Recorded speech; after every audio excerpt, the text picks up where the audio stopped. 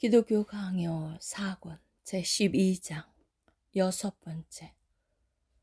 공적인 죄와 사적인 죄를 다루는 서로 다른 절차의 권징. 이런 권징의 목적들이 제시되었으니 이제 우리는 교회가 취할 수 있는 재판권의 범위 내에서 권징의 이 부분을 어떻게 시행해야 하는지를 살펴보도록 하자. 먼저 우리가 위에서 죄를 두 가지로 분류했던 것을 상기하자. 공적인 죄가 있고 사적이거나 다소 은밀한 죄가 있다는 사실 말이다. 우리는 공공연히 범해지고 전체 교회에 해를 가하는 죄를 공적인 죄라고 지목한다. 단지 한두 증인이 있다고 해서 공적인 죄가 되는 것은 아니다. 반면에 우리는 비록 공적이지는 않지만 일종의 중간자가 증인이 되는 죄를 은밀한 죄라고 부른다.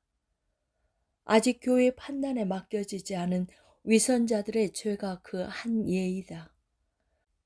첫 번째 종류의 죄는 그리스도가 열거하신 단계들을 요구하지 않는다. 그러나 그 어떤 죄가 수면 위로 떠오르게 되면 그것을 범한 죄인을 소환해서 허물을 따지고 교정함으로써 권징의 직분을 수행해야 한다. 두 번째 종류의 죄에 있어서는 그리스도의 규범에 따라서 죄인이 완고함을 보이기 전에는 교회 앞에 그 사안을 상정하지 않는다. 일단 교회 앞에 상정되어 신문이 있게 되면 그때에는 허물과 범죄를 나누는 또 다른 구별을 깊이 고려해야 한다. 왜냐하면 가벼운 죄에 대해서는 너무 엄격한 벌을 가할 필요 없이 말로 하는 견책으로도 충분하기 때문이다.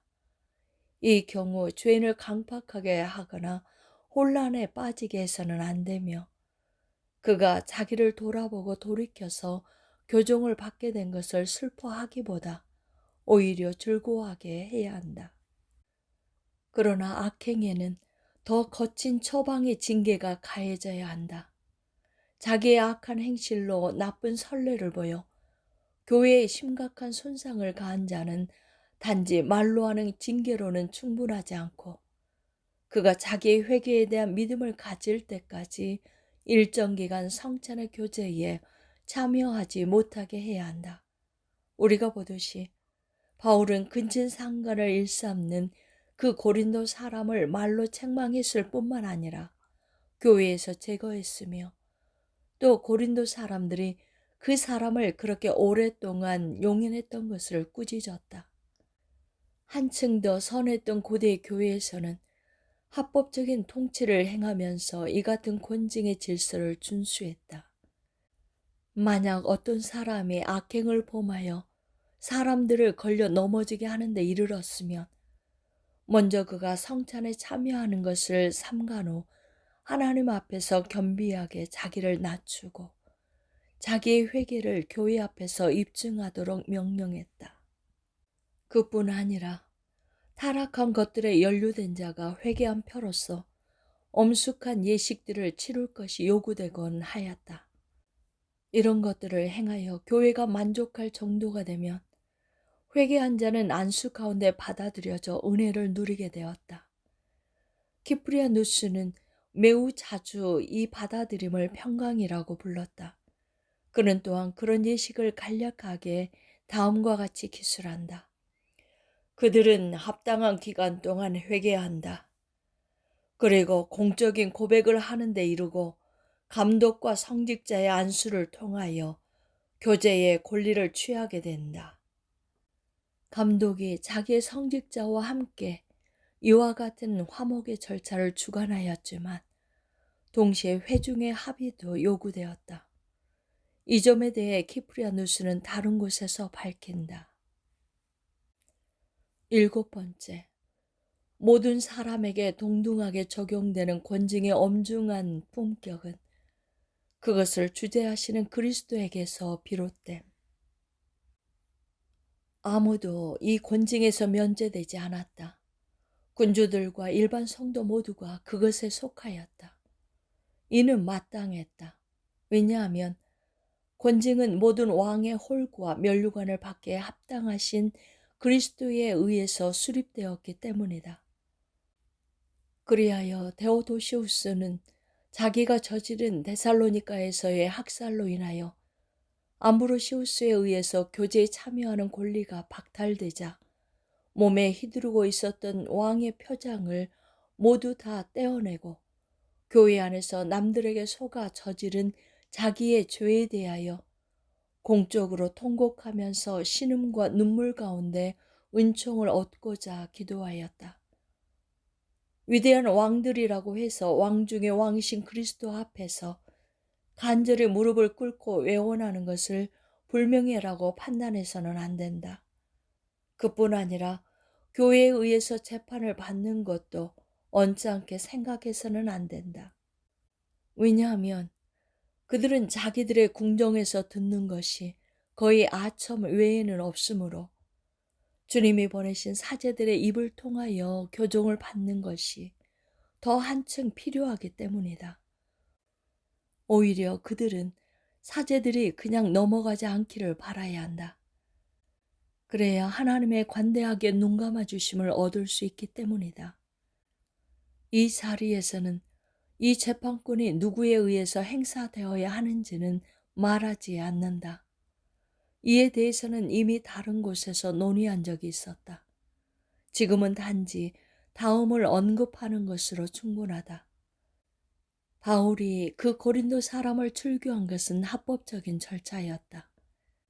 다만 장로들이 자기들만 모여서 그것을 결정하지 않고 교회에 분명히 알려서 승인을 받은 경우에 한해서 그러했다.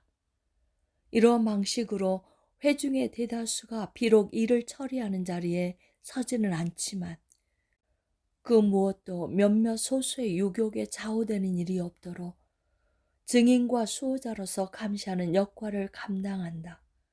실로 권징을 행하는 일련의 전 과정은 하나님의 이름을 부를 뿐만 아니라 그리스도의 현존을 앞에 드러내는 엄중한 품격이 있어야 한다. 왜냐하면 말할 나위도 없이 그리스도 자신이 자기의 재판을 주재하시기 때문이다. 8번째, 온유한 심령 가운데 절제의 규범에 따라 권징을 시행함. 그러나 우리는 이러한 엄격함에 온유한 심령을 결합시키는 것이 교회에 합당하다는 사실을 지나쳐서는 안 된다. 바울이 명령하듯이 우리는 벌을 받는 사람이 근심에 압도되지 않도록 항상 특별한 주의를 기울여야 한다. 왜냐하면 잘못된 처방으로 인하여 멸망에 이르게 되기도 하기 때문이다. 이런 경우 마음에 품은 궁극적인 목적을 이루기 위해서는 절제의 규범을 취하는 것이 더 낫다. 왜냐하면 출교가 추구하는 뜻은 죄인을 끝까지 인도하여 회개에 이르게 하고 나쁜 예들을 제거함으로써 회중이 본을 삼지 않도록 하는 데 있기 때문이다. 그렇게 하지 않으면 그리스도 이름이 사악하게 훼손되고 다른 사람들이 자극을 받아 그 나쁜 예들을 번뜨게 될 것이다. 이러한 것들을 고려한다면 권징의 엄격함이 어디까지 멀리 미쳐야 하며 어느 곳에서 멈춰야 하는지 판단하는 것이 우리에게는 쉬울 것이다. 그러므로 죄인이 교회에 대하여 자기의 회개에 대한 증언을 하고 이 증언으로서 그가 저지른 걸려 넘어지게 한 것을 가능한 한 많이 지워낸다면 그는 더 이상 강요를 받아서는 안 될 것이다. 만약 여전한 강요가 그에게 가해진다면 이제 그 엄중함이 도를 넘게 될 것이다. 이 점에서 우리는 고대 사람들의 지나친 준엄함을 합리화하는 그 어떤 변명도 용인할 수 없다.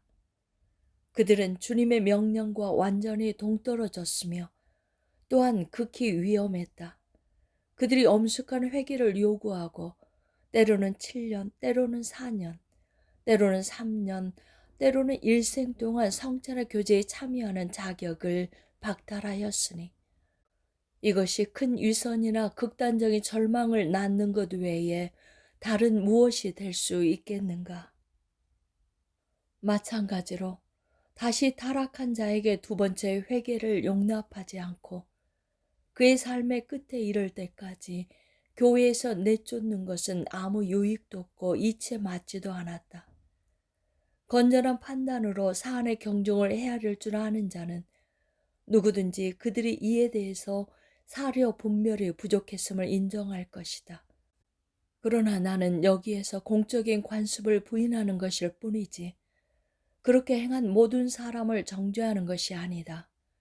어떤 사람들은 그 관습을 싫어했지만 시정이 불가했기 때문에 할 수 없이 참고 견딜 수밖에 없었음이 확실하다. 확실히 키프레아누스는 자기가 엄격했던 것이 자기의 뜻이 아니었음을 선언한다. 그는 다음과 같이 말한다. 우리에게는 우리에게 다가오는 모든 사람을 위하여 인내와 온유함과 자상함이 준비되었다. 나는 모든 사람이 교회에 돌아오기를 간절히 바란다. 나는 우리의 동료 병사들이 그리스도의 병영과 하나님 아버지의 초소 안에 함께 모이기를 소망한다. 나는 모든 것을 용서한다. 많은 것을 눈감아준다. 불타는 정열을 쏟아서 서로 함께 형제를 나누고자 다른 사람들이 하나님에 맞서 범한 허물에 대해서 세세히 사법적으로 조사하지 않는다. 나는 내가 해야 할 그 이상으로 다른 사람들의 허물을 용서한다. 그리하여 그것이 거의 나에게 허물이 될 정도이다. 나는 자기들의 죄를 고백하면서 겸손하고 단순하게 값을 물으고 회개로 다시 돌아오는 자들을 즉시 마음을 다하여 영접한다. 크리소스토무스는 다소 더 완강했지만 다음과 같이 말한다. 하나님이 이토록 선하심에도 불구하고 왜 그의 사제는 그렇게 엄격하게 보이기를 원하는가? 나아가 우리는 아우구스티누스가 얼마나 인자하게 도나투스 주의자들을 대했는지를 알고 있다. 그는 분파에서 돌아온 자들이 본래의 감독직을 되찾도록 하는데 시간을 지체하지 않았다. 그들의 회개가 있는 후에 곧바로 그렇게 했다. 그러나 반대되는 관습이 횡행했기 때문에 그들은 자기들의 판단을 보류하고 그것을 따를 수밖에 없었다. 아홉 번째, 권징을 통하여 하나님의 자비와 교회의 사랑이 확정됨. 이 온유함이 교회 전체 몸을 위하여 요구된다. 교회는 타락한 자들을 부드럽게 대면해야 하며 극단적인 엄격한 가운데 버려서는 안 된다. 오히려 바울의 명령에 따라 교회의 사랑을 그들에게 확정해야 한다.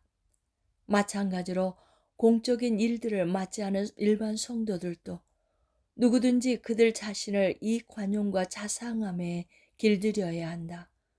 그러므로 교회로부터 축출된 자들을 택함받은 자들의 수에서 삭제하거나 마치 그들이 이미 버림을 받은 것처럼 절망하는 것은 우리가 할 일이 아니다. 그들이 교회로부터 멀어지고 그리하여 그리스도로부터 멀어진 상태에 있다고 여기는 것은 합법적이다. 그러나 단지 그 어느 시간 동안에만 그들이 교회에서 단절된 상태로 머물러 있다고 보아야 한다. 이러하니 자상함은 없고 완고함이 지배하고 있어서 고분고분하게 받아들이지 않는 자들이라도 현재 우리가 보고 있는 것들보다 더 좋은 것들을 미래의 그들에게 소망하면서 그들을 주님의 판단에 위탁하자. 그리고 이런 이유로 그들을 위하여 하나님께 간구하는 것을 그쳐서는 안 된다. 한마디로 말하자면 사람은 오직 하나님의 손과 의지 안에 있으므로 사람 그 자신이 죽음에 팔려가도록 정죄해서는 안 되며 오직 각 사람의 행위가 어떠한지를 주님의 법에 따라서 헤아리는데 전념해야 한다. 우리는 이런 절제 규범을 쫓아 우리 자신의 입장을 내세우지 말고 도리어 우리 자신을 하나님의 판단에 맡겨야 한다.